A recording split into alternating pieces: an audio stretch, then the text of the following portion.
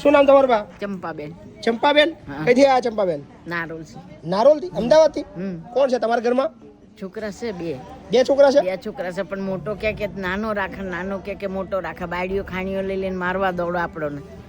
અને મોટો એવું કહે છે નાનું રાખે, હા, નાનો એવું કહે છે મોટા રાખે. હવે નાના એના પપ્પાના રાખ્યા હતા એટલે નાનો શું કે તું મોટાને રાખ. હવે મોટાએ લખણ બી કરી આપ્યું તું સરકારી, તો બી કહે કે ભલે મને જેલમાં લઈ જાય, મારે નથી રાખવા. અચ્છા, નાના એ તમારા હસબન્ડ ના પાલવ્યા હતા? હા. એટલે કે તું હવે મોટાને કહે છે તું હવે તાર મમ્મીને રાખ.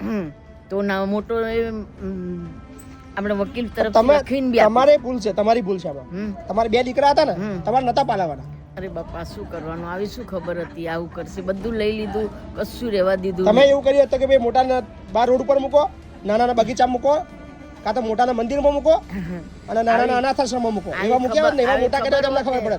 તો આપણે પહેલે જ સમજી લે. તમે મોટા કર્યા તમને તકલીફ પડે ને.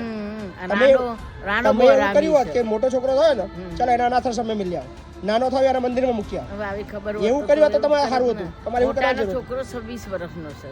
મોટાનો છોકરો 26 વર્ષનો છે? એના ઘરે છોકરી છે 3 મહિનાની થઈ. ઓહો. તો અને બેબલી કેટલી ઉંમર તમારી?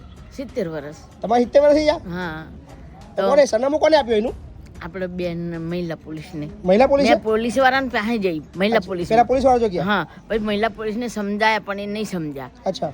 તો પેલા તો ઘર બંધ કરીને જતા રહેતા. પછી બીજા દિવસે કે બેન તમે આધાર કાર્ડ ને લઈ આવો, અમે તમને મોકલી આપીએ છીએ. બરાબર. એમને રિક્ષા કરીને પછી મને કાલે મોકલી રિક્ષા ભાડું બી એમને આપ્યું?